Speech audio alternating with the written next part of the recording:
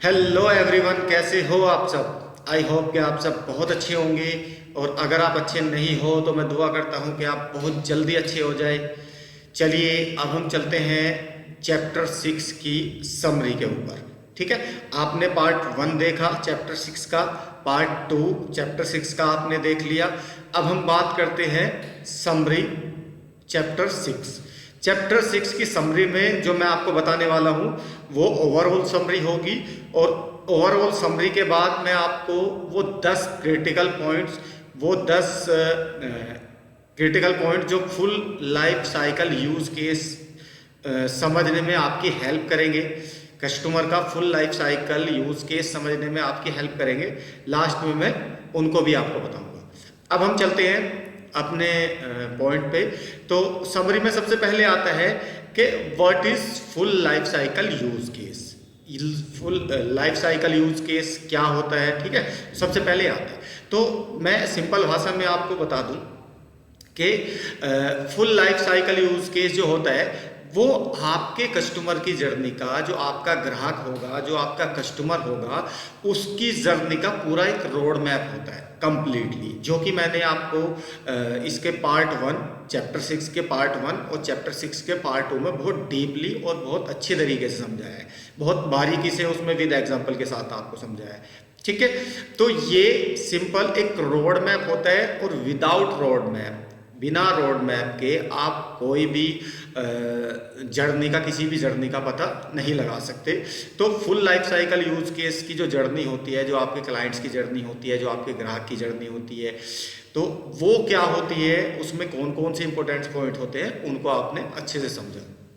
अब हम आगे चलते हैं। तो आगे चलने के लिए एक सेकेंड चलिए। फिर उसके बाद आपने समझा use case concept. Use case concept क्या होता है, और ये भी आपने पार्ट 2 में बहुत डीपली, बहुत डिटेल से समझा कि इसका कॉन्सेप्ट क्या होता है। बेसिकली मैं आपको एक बार और बता देता हूँ कि यूज केस का जो कॉन्सेप्ट होता है वो होता है कि आपका प्रोडक्ट कस्टमर के पास पहुंचा, उसने आपके प्रोडक्ट को यूज़ किया, उसने मेज़र की कि जो मैंने प्रोडक्ट परचेज किया क्या उसमें मुझे कुछ वैल्यू मिली या नहीं। अगर उसको कुछ वैल्यू मिली है तो सिंपल सी बात है, वो वर्ड माउथ जो बात करेगा, जो दूसरे बंदों से बात करेगा, तो वो पॉजिटिव रिजल्ट देगा। क्यों? क्योंकि उसको वैल्यू मिली है। लेकिन अगर उसको वैल्यू नहीं मिली तो वो निगेटिव चीज़ें बोलेगा। तो ये चीज़ें आपको ध्यान रखनी है कि आपके प्रोडक्ट में वैल्यू ज़रूर होनी चाहिए। और स्पेशली जब आप स्टार्टअप शुरू कर रहे हो, जब आपकी जर्नी स्टार्टिंग होने वाली हो, ठीक है। तो यहाँ पे ये मैंने आपको 3 स्टेप थे इसके, जो बहुत क्रिटिकल 3 स्टेप थे, जिसमें प्री एक्वाइजेशन, ड्यूरिंग एक्वाइजेशन और पोस्ट एक्वाइजेशन के बारे में भी डीपली आपको समझाया पार्ट 2 में।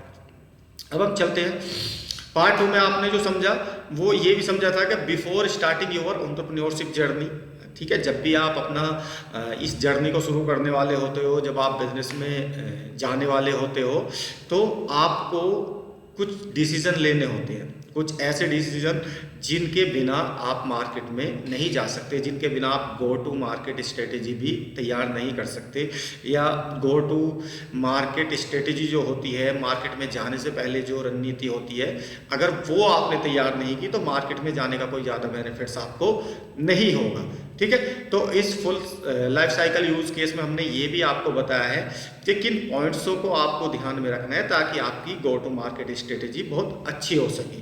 प्राइसिंग फ्रेमवर्क हो, यूएसपी हो, वैल्यू प्रोपोजिशन हो, या कंपटीशन को एनालिसिस करना हो कि आप कंपटीशन में किस पोस्ट पे हो, किस पोजीशन पे हो, ठीक है, कहाँ अपने आप को होल्ड करते हो।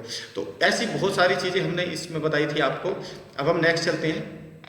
अब हम बात कर लेते हैं समरी के अंदर फाइनली उन 10 क्रिटिकल पॉइंट्स की, जिससे आपको और ज़्यादा क्लैरिटी हो जाएगी कि ये जो रोड मैप होता है ये इन 10 पॉइंट से होकर निकलता है। ये 10 पॉइंट्स बहुत ज़्यादा क्रिटिकल है, इनको ध्यान से समझना। तो मैं पहले पॉइंट की बात कर लेता हूँ। पहला पॉइंट है कस्टमर अवेयरनेस।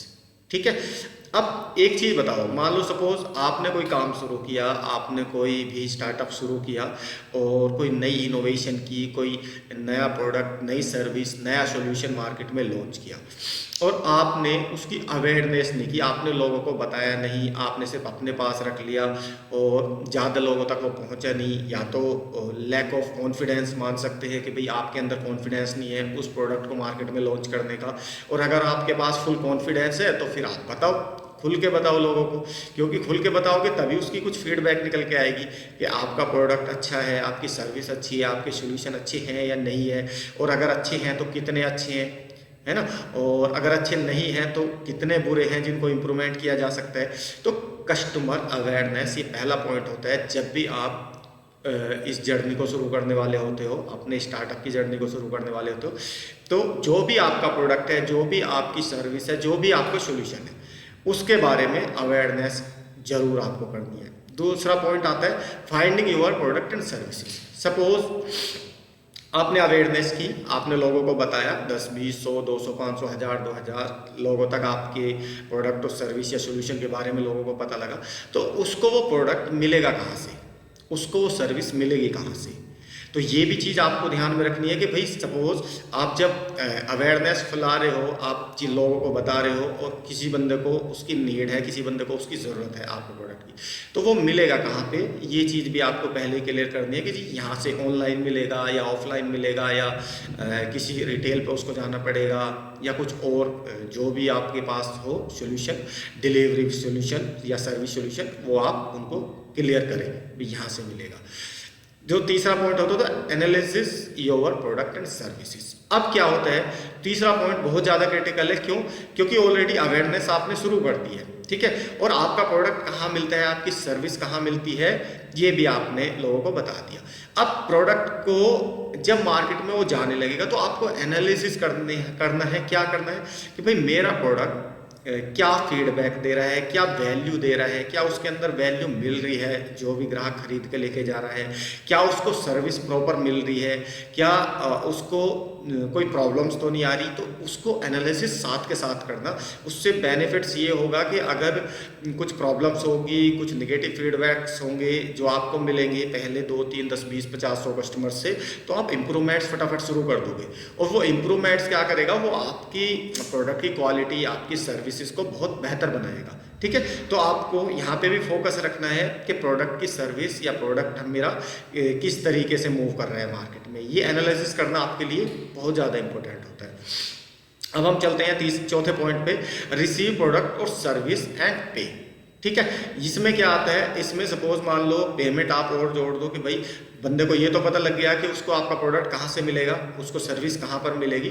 अब वो बंदा पेमेंट किस तरीके से करे, ऑनलाइन, ऑफलाइन या किसी वेबसाइट पे, कहाँ पे वो जाके पेमेंट कर सकता है, तो वो चीज़ें भी आपको पहले ही क्लियर करनी होगी, ताकि अवेयरनेस के बाद, है ना, और उसको सर्च करने के बाद जब वो बंदा सर्च कर लेगा आपकी आउटलेट को, आपकी वेबसाइट को या आपके प्लेटफॉर्म को सर्च करके वहाँ पे चला जाएगा, तो उसके बाद इजी स्टेप होने चाहिए कि भाई ठीक है ये स्टेप है, आप यहाँ से ये प्रोडक्ट या सर्विस पे कर सकते हो, यहाँ पे पेमेंट पे करो, यहाँ पे आपको मिल जाएगी। अब इस्टेब्लिश योर प्रोडक्ट और सर्विसेज। अब इस्टेब्लिश या इंस्टॉलेशन कह दो आप कि भाई कुछ प्रोडक्ट ऐसे भी होते हैं जिसमें इंस्टॉलेशन में टाइम लगता है, जैसे टेक्नोलॉजी के मैक्सिमम प्रोडक्ट्स होते हैं उनमें इंस्टॉलेशन में टाइम लगता है। तो आपका जो प्रोडक्ट होना चाहिए वो इजी इंस्टॉलेशन होना चाहिए कि भाई इजीली इंस्टॉल हो जाए, कस्टमर को दिक्कत नहीं आए कि भाई वो समझ ही नहीं पा रहा कि इसको इंस्टॉल कैसे करूँ, इसको यूज़ कैसे करूँ, इसके आधे फंक्शन मेरी समझ में आ रहे हैं, आधे फंक्शन समझ में नहीं आ रहे।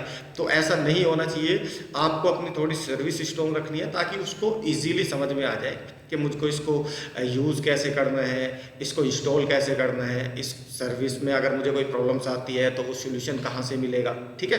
तो वो चीज़ भी आपको पहले ही क्लियर करनी है। अब हम चलते हैं छठे पॉइंट पे, यूज़ योर प्रोडक्ट और सर्विस। यूज़ योर प्रोडक्ट कि भाई बंदा कैसे यूज़ करेगा आपके प्रोडक्ट को, और अगर उसको कोई दिक्कत आती है तो उसको सर्विसेज कहाँ से मिलेगी। Determine the value you get from your product और सर्विसेज।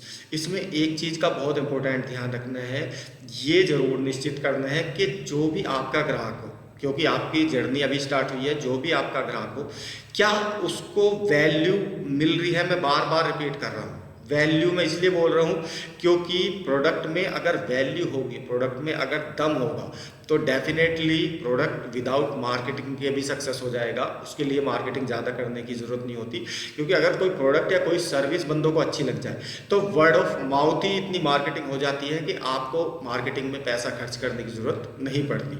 ये ध्यान रखना।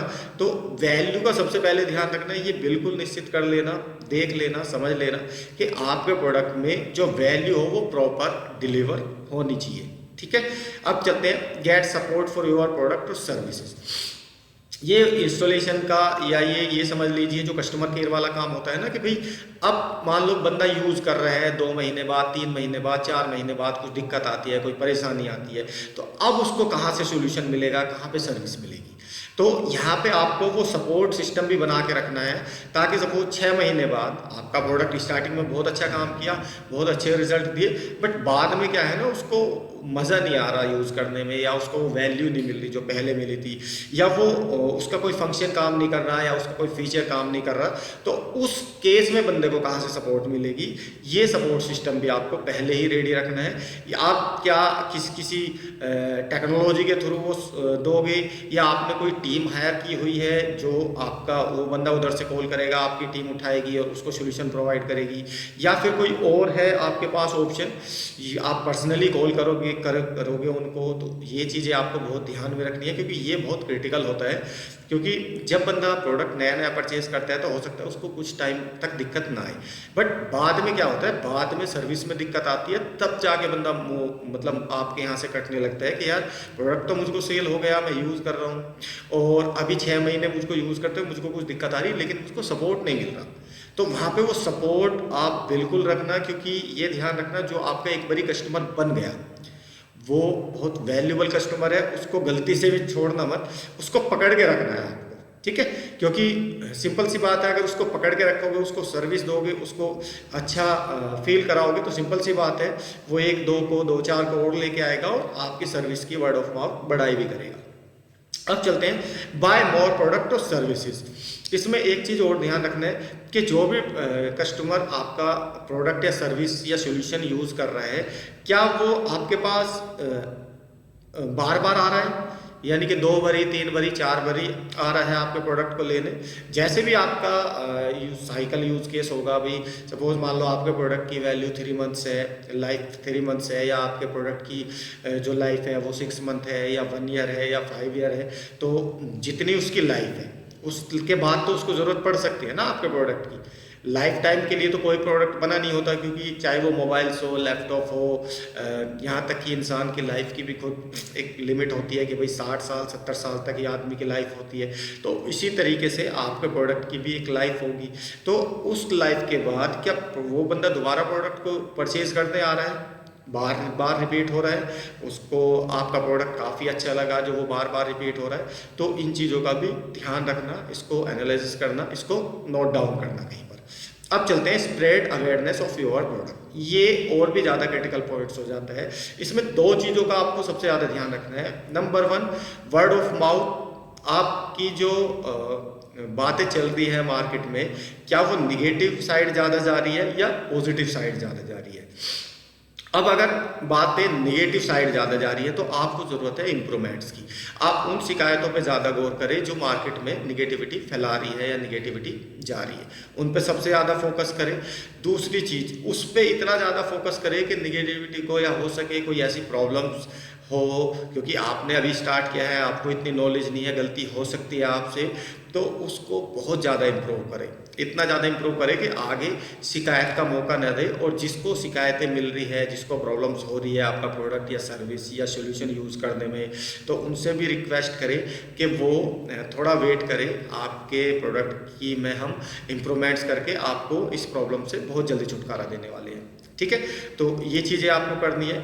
दूसरा करना है कि भाई वर्ड ऑफ माउथ अगर पॉजिटिव हो रही है, अगर वर्ड ऑफ माउथ पॉजिटिव हो रही है तो ज़्यादा खुशी में मन ना उछले कि भाई अब तो मेरा प्रोडक्ट सफल हो गया, मेरी सर्विस सफल हो गई, क्योंकि हो सकता है आपका एक प्रोडक्ट सफल हो गया हो, तो अब आपका नेक्स्ट प्रोडक्ट कैसा रहेगा।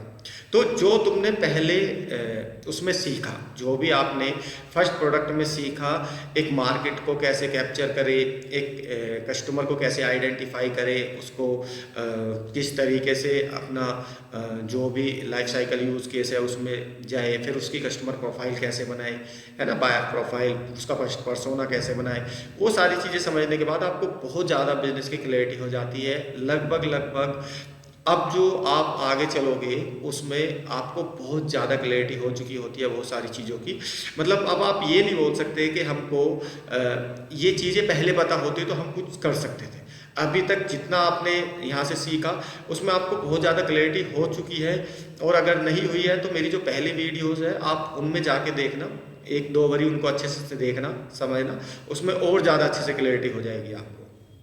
ठीक है।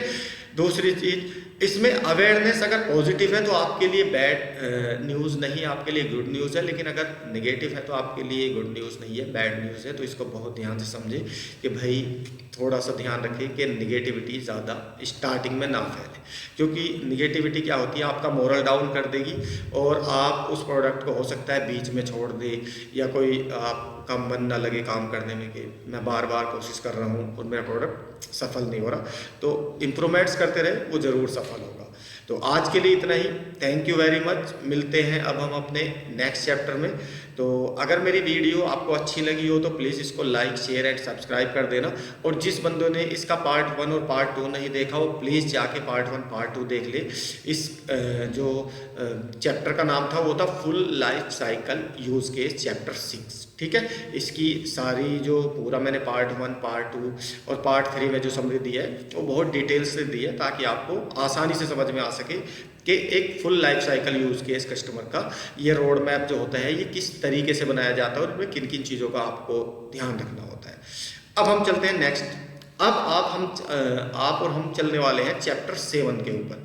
चैप्टर 7 में हम बात करेंगे high level quality product brochure की, स्पेसिफिकेशन की, उस ब्रोशर की या उस स्पेसिफिकेशन की या उस कैटलॉग की जो आपके प्रोडक्ट, आपकी सर्विस, आपके बारे में बहुत डिटेल्स में बताता हो। ठीक है। तो ये चैप्टर 7 में सीखेंगे हम। तो आज के लिए इतना ही, मिलते हैं फिर अपनी नेक्स्ट वीडियो में। Thank you so much.